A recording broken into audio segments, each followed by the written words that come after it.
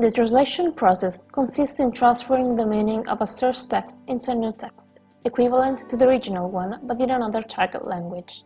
However, considering only the linguistic aspect is not enough in a translation, because a language is strongly influenced by the culture, history, territory, and experiences of the people who speak it.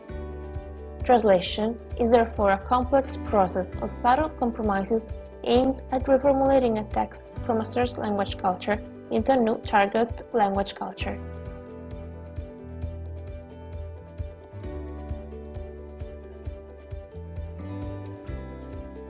The translator has the duty to render the message in the target language as it is in the source language.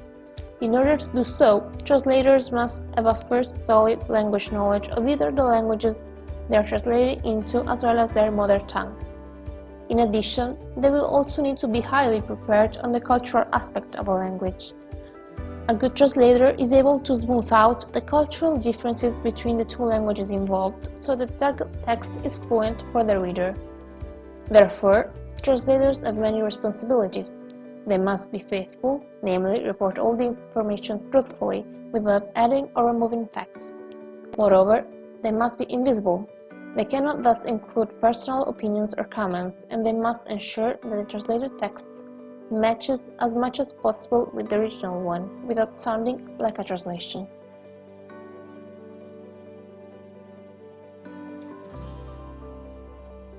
Culture is a fundamental aspect of translation. We can define it as the whole language, religion, experiences, history, art, and traditions of a people. It enables people to think and interact with others and to shape their vision of the world. But what is then the relationship between language and culture? Some expert sociologists believe that without language, culture could not exist. Language, on the other hand, reflects culture and is influenced and shaped by it.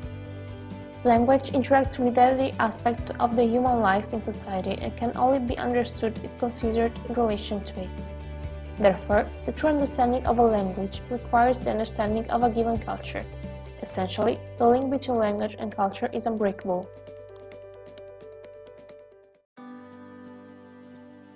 This close connection between language and culture has allowed people to coin words that reflect unique cultural aspects.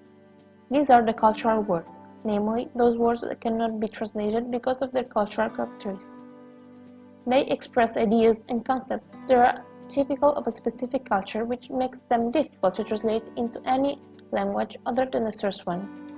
There are feelings, moods, attitudes, behaviors, and worldviews that we often find difficult to express in words. Yet, in some languages, this can be even summed up by a single term. This is the case with untranslatable words, those foreign words which, through a single term, represent a range of emotions, feelings, where in our language we would need many more terms to say the same thing. Here are some examples. Serendipity is an English word that indicates the discovery of something unexpected and important that has nothing to do with what one imagined to find. It is also the aptitude to make lucky discoveries and the ability to correctly catch and interpret a relevant fact that occurs suddenly. Serendipity is a well-known feeling among those who carry out studies and research in scientific field, but it often happens to discover something when looking for something else. For example, X-rays, mirror neurons, and penicillin, and many others were discovered this way. Earworm.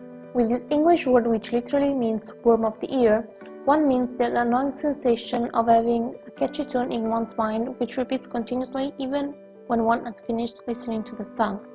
In Italian, although the concept is widely known, there is no equivalent word, but the one that comes closest to it could be tormentone. Gobbledygook. This strange word was conceived in 1944 by the American politician Maury Maverick to indicate a text or a speech made up of highly technical and complicated terms to seem as a whole a meaningless text. Essentially, it was condemning the conceited and unnecessary complicated way of speaking typical of the Washington Executive Department, but the term has now spread to the popular language to indicate a meaningless speech.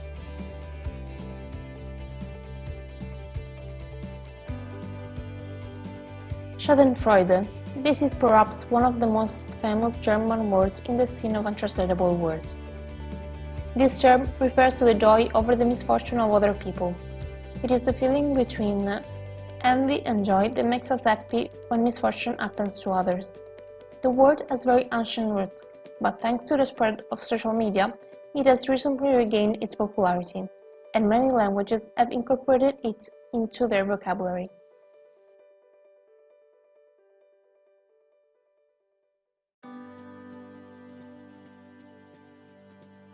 Querdenker.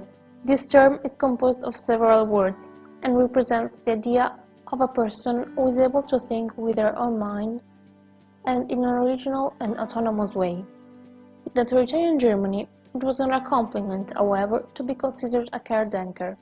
It was precisely for this reason that the word was ignored by vocabularies until 1991, when it was included in the Duden no longer as a defect, but as a value.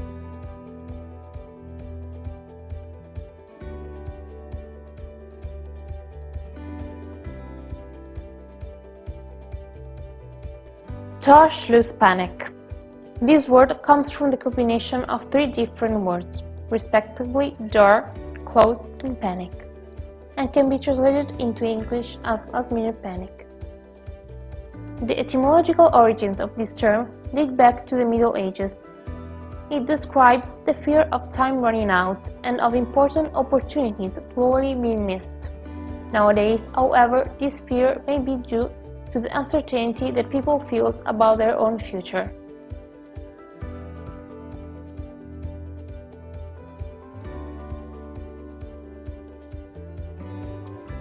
Although it may seem impossible, by using translation techniques such as loan, calc, preface, translator's note, and adaptation, translator is able to overcome the obstacle represented by these words.